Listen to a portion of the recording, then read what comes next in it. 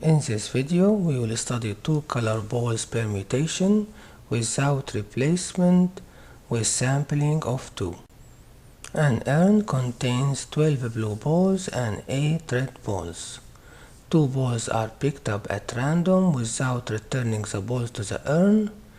First question, what is the number of all possible outcomes or the number of elements in the sample space?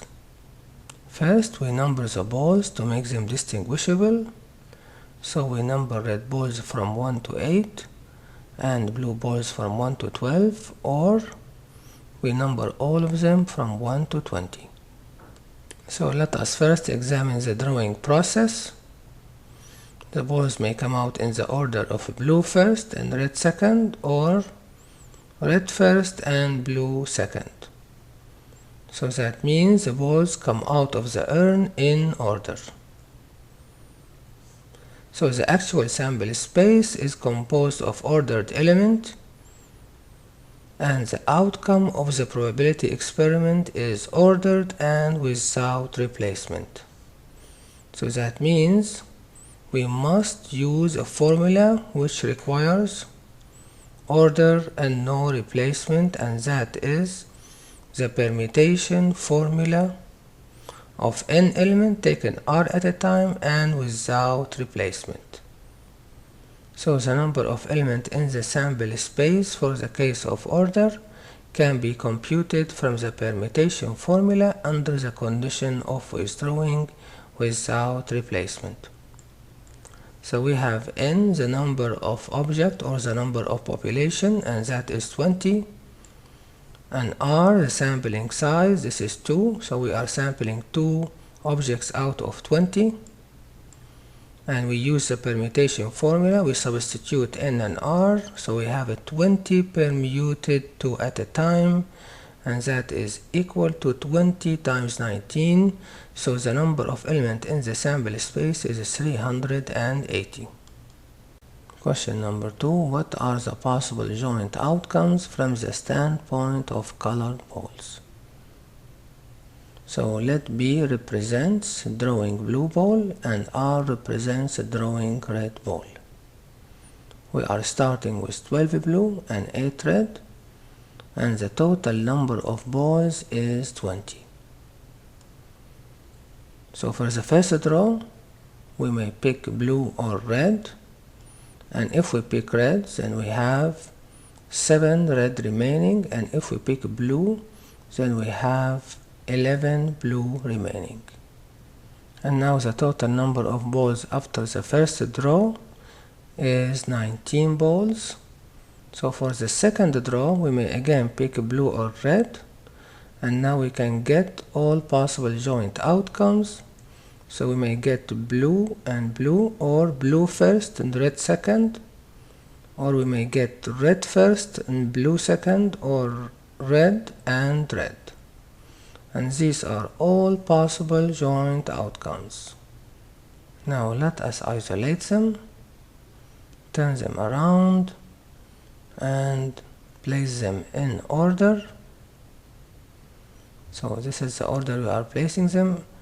Now let's name them. So this is first blue and second red, and this is first red and second blue. And this event, the union of all these disjoint events, will form the sample space. So this event create partition in the sample space in a sense that their union constitutes the sample space. Question number 3. How many blue and blue balls can be withdrawn? So we may pick up first blue and second blue, and now we have a sampling of 2 elements.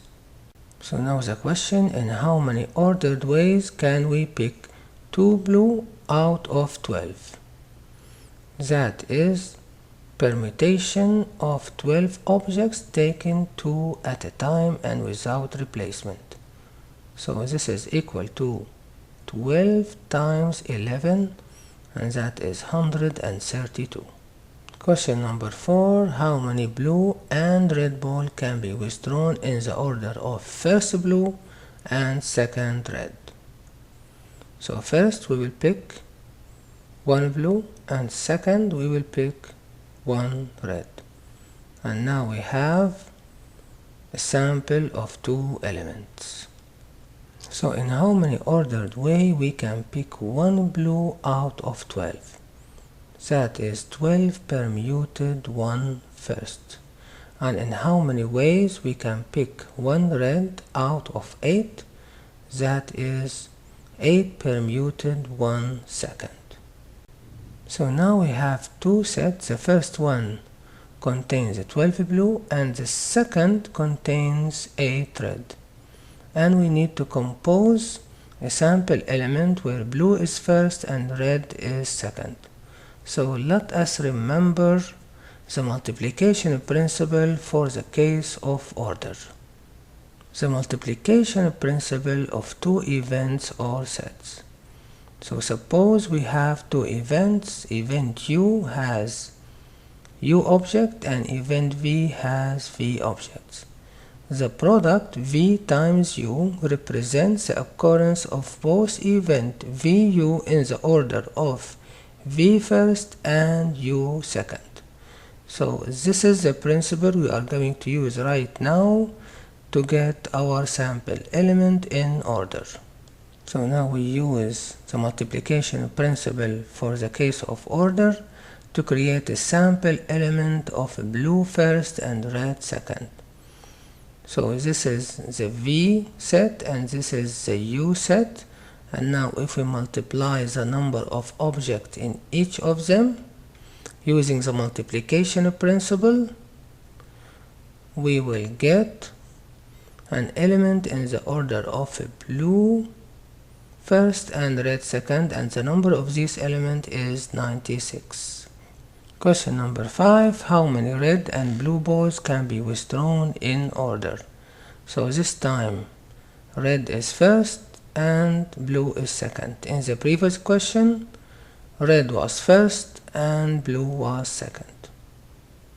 So now we have a sample element of 2. So in how many ways we can pick one red out of 8? That is 8 permuted 1. And in how many ways we can pick one blue out of 12? That is 12 permuted 1. Now in how many ways we can compose an element starting with red and ending with blue? For this case we have to apply the multiplication principle but in the reversed manner. So the multiplication principle in this case, we will use the product not V times U but U times V, because the product U times V represents the occurrences of the event UV in the order of U first and V second. So now we have a set of 8 red and another set of 12 blue, and we want to create an element starting with red and ending with blue. So we apply the multiplication principle for the case of U times V, and we get 8 times 12, and we have 96 elements in the order of red first and blue second. Question number 6. How many red and red ball can be withdrawn in orders? So here is the urn, and we are picking first red and second red, and now we have a sample of 2 reds. So the number of ways of picking these 2 reds in order is 8 permuted 2 at a time, and that is 56 elements. Question number 7. What is the probability of each joint event? So we draw the sample space with all its joint event, and for each disjoint event we write its corresponding favorable outcome. So for the event of picking 2 blue in order, we have 132 favorable outcome. For the event of first blue and second red, we have 96 favorable outcome, and so on. So to To get the probability of each event, we divide this favorable outcome over the number of elements in the sample space, and we get 0.34 for the event of 2 blues. So we repeat that for the other events, and we get these probabilities. Question number 8. What is the probability of picking one red? So here is the sample space. We may pick one red from this event here, or one red from this event.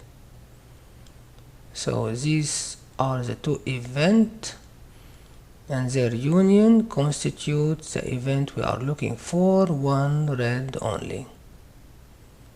So the probability is the sum of their probabilities, and that is 0.50. Question number 9. What is the probability of picking at least one red? So we may pick one red or more, which means 2 reds. The union of this event will form the event we are looking for, at least one red. So the probability of this event is the sum of its individual disjoint events, and that is equal to 0.65. Question number 10. What is the probability of picking at most one blue? So we may pick one blue or no blue, which means 2 reds. So this is the event, and this is exactly the previous event but under different name. So the probability of this event is equal to the sum of these disjoint events, and that is again 0.65. Question number 11. What is the probability of picking one blue and one red? So we may pick first blue and second red, or we may pick first red and second blue. So the union of these two events will create the event of picking one blue and one red in any order. So now the probability of this event is the sum of the probability of each disjoint event composing it, and that is 0.50.